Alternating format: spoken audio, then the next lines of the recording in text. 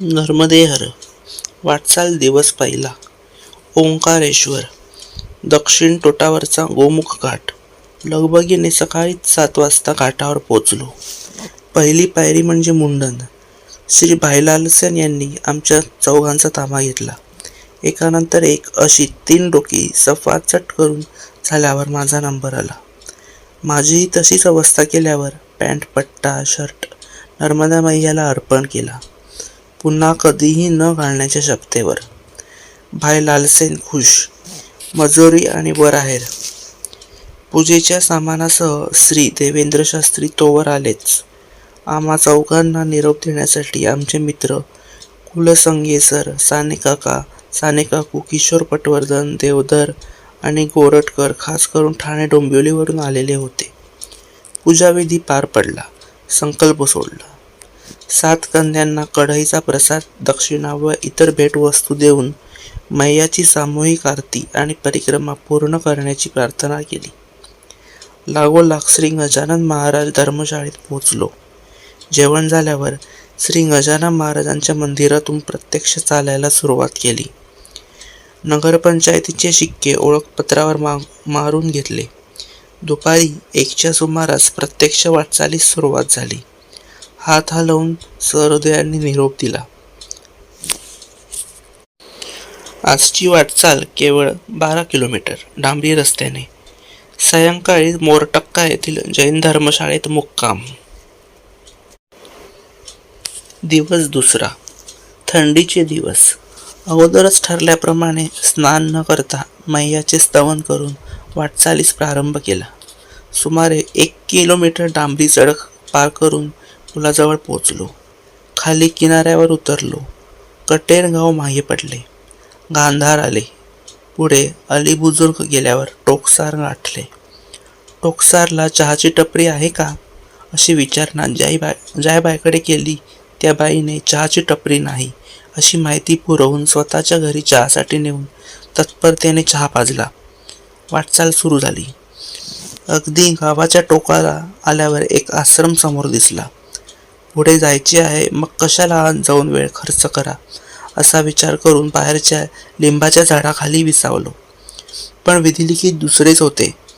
आज इथेच 2 वेळ जेवण मुक्काम असा नियतीचा खेळ होता. नाना म्हणता तसेच झालं.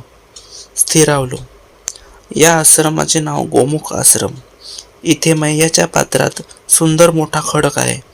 रम्य ठिकाण म्हणून सकाळी 10:30 वाजता प्रवास थांबला. आश्रमातील विहिरीत गोदावरी अवतरली आहे.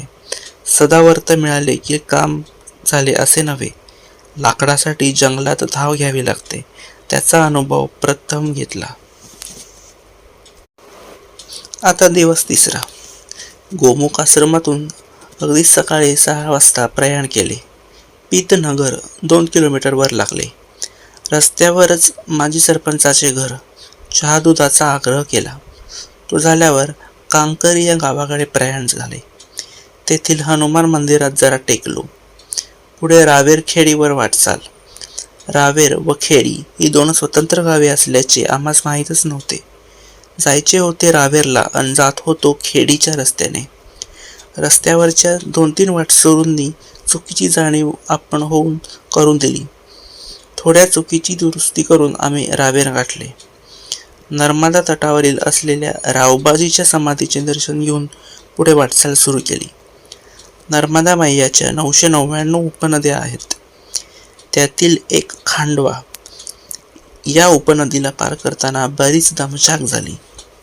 दगड कपारीतून वाटचाल करून एकदाची नदी पार केली. पुढच्या विश्रांतीचे ठिकाण बकावा. गावात शिरताना बलरामाचे दर्शन घडले.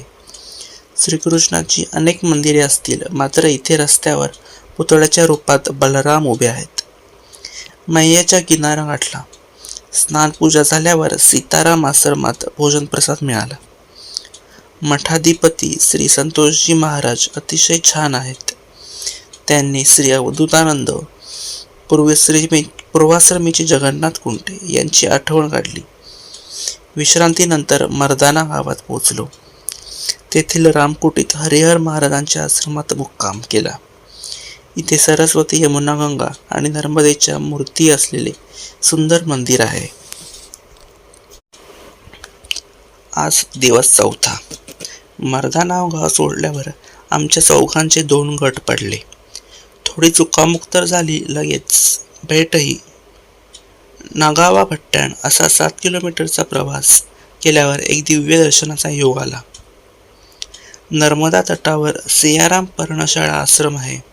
आश्रमात सियाराम बाबा केवळ एका लंगोटीवर तर राहतातच, मात्र अतिवृद्ध म्हणजे जवळपास 100 वर्षाचे आयुष्य झाले असले तरी ते स्वतः परिक्रमावासियांची सेवा करतात. नर्मदा तटी आज हयात असलेल्या बाबांच्या यादीत अतिशय आदराने ज्यांचे नाव घेतले जाते त्या सियाराम बाबांचे दर्शन तर झालेच, त्यांच्या हातचा चहा मिळाला. न मागता सदावर्त मिळाले.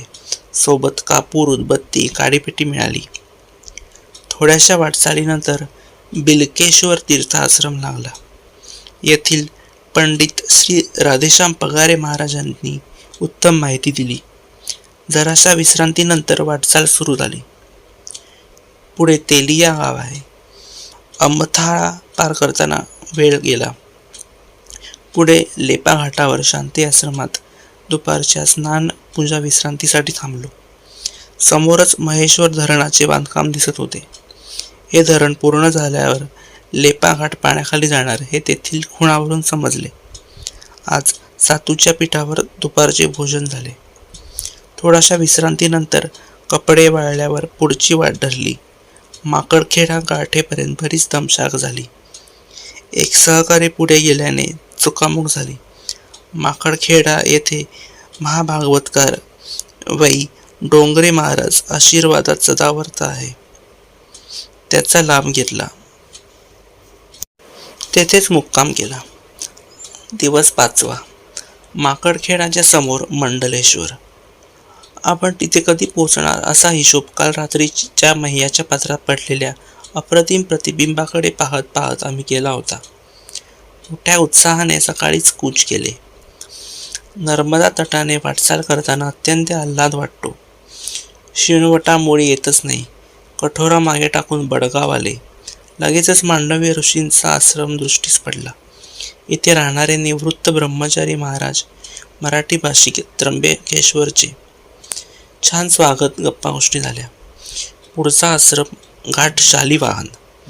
शालिवाहन शक च्या राजाने सुरू केले त्याची तपोभूमी. समोर महेश्वर. शालिवाहन आश्रमात पूजा, भोजन, प्रसाद झाला. विश्रांती घेतली. दुपारी पुढची वाटचाल चालू झाली. ढालखेडा मागे पडले. बलगाव येथे भूतनाथ महादेव मंदिरात काम करण्याचा सल्ला मिळाला. त्यानुसार वाटचाल केली.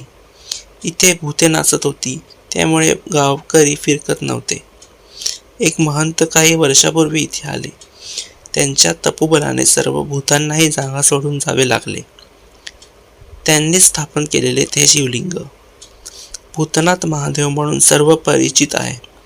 रात्री तयार भोजनाचा लाभ आणि मंदिरासमोरील मोकळ्या जागेत अनेक परिक्रमावासियांसोबत मुक्काम केला.